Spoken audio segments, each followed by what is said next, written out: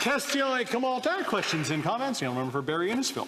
Monsieur le Président. Sur le sous-amendement, on doit appeler le commissaire de la protection les privés parce que c'est lui et c'est son bureau qui a donné tous les documents sans rédaction le comité, le greffier de la loi. Est-ce que le membre pense que le gouvernement doit partager tous les documents sans rédaction à le comité et aussi à les gendarmeries? Merci. L'honorable député de Drummond. Je remercie le collègue de Barrie Innisfil pour sa question, Monsieur le Président.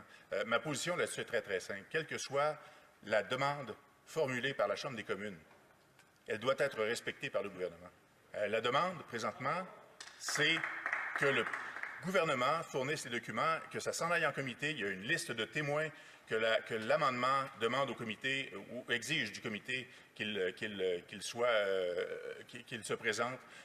C'est une demande de la Chambre des communes, c'est une demande de la présidence et, en tant que tel, le gouvernement doit obtempérer parce que c'est la volonté des élus.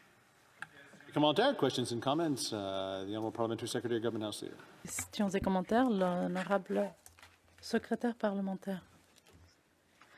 L'ancien orateur du Bloc a posé une question concernant la GRC. Et la GRC a exprimé sa préoccupation.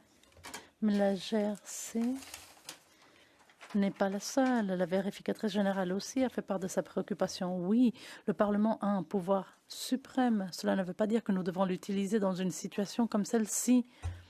Stephen Harper a choisi de ne pas le faire. Et d'autres premiers ministres ont choisi de ne pas le faire, des premiers ministres provinciaux.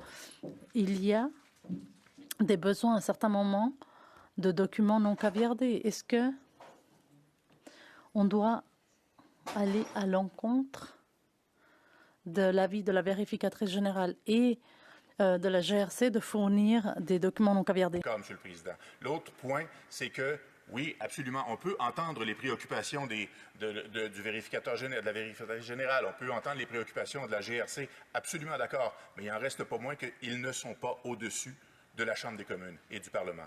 Les règles viennent d'ici, les demandes viennent d'ici. Ce n'est pas au gouvernement en place de déterminer ce à quoi ils doivent obéir ou pas. Merci. Questions et commentaires, questions and comments. L'honorable député de Drummond. Shefford. Monsieur le Président. Mon collègue a ouvert une porte dans son discours intéressant. Il a parlé du Parlement hybride et de cette motion et de la façon dont ça s'est pas passé, dont ça aurait dû avec une façon consensuelle. Une des critiques à ce Parlement, c'est d'entre autres qu'il y a moins de redevabilité. Que souvent, on dit que les ministres peuvent plus facilement ou les députés peuvent se cacher un petit peu plus facilement derrière le mode écran. Mais ce manque de redevabilité-là, c'est ce qu'on observe aussi. Il en a parlé de We Charity. Quand on proroge le Parlement, c'est pas sans conséquence.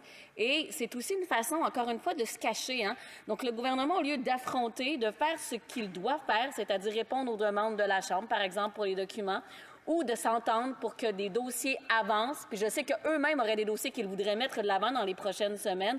Donc, au lieu de se cacher derrière ces parlements hybrides, ces prorogations, d'être capable d'affronter la musique et de répondre aux attentes des citoyens, Monsieur le Président. L'honorable député de Drummond. Je peux juste être 100% d'accord avec ce que ma collègue de Shefford vient d'énoncer, Monsieur le Président. Il y a un devoir de reddition de comptes, un devoir de transparence qui vient avec la job, comme on dit. Puis, si tu n'es pas prêt à le faire, tasse-toi, fais-le pas. Mais c'est inacceptable que le gouvernement se défile de ses responsabilités et de son devoir de rendre des comptes de façon transparente et honnête à la population, avec tout ce qui s'est enfilé depuis les 5-6 dernières années et plus, même on peut remonter à loin. Je pense qu'il y a un certain examen de conscience qui devrait être fait par l'ensemble des partis qui aspirent au pouvoir ici. Questions et commentaires, questions and comments. The Honourable for Dauphin. L'honorable député, merci par votre entremise. Très belle intervention de mon collègue. Je me demande ce qu'il dit à ses commettants lorsqu'il rentre chez lui. est-ce que les gens sont surpris d'entendre à quel point ce gouvernement est corrompu et le fait que nous ne pouvons pas l'attraper? Et la raison pour laquelle nous sommes dans cette situation, c'est parce que ce Premier ministre refuse de produire les documents que nous demandons tous. Nous essayons de contribuer à notre démocratie, nous essayons de le faire, et ce Premier ministre est très réfractaire. Donc, qu'est-ce qu'il entend de ces commettants? Je ne veux pas décevoir mon collègue conservateur, mais nous, notre appui à cette motion-là, c'est simplement une question d'intégrité, de transparence. Puis bien franchement, quand je retourne dans ma circonscription, dans Drummond, j'entends jamais parler de ça. La question que je me fais poser, c'est pourquoi les conservateurs continuent de faire de l'obstruction au Parlement, puis pourquoi est-ce que le gouvernement est aussi incompétent. Bref, on ne parle pas beaucoup des questions techniques et des questions de parlementerie. On est plus préoccupé sur la question des aînés, on est préoccupé par la question des agriculteurs, puis du coût de la vie, puis de la question de l'immigration aussi. Mais ce sont tous des sujets dont on ne peut pas parler présentement parce que le Parlement est englué dans cette espèce de question de privilège qui en finit plus. Merci. Bravo.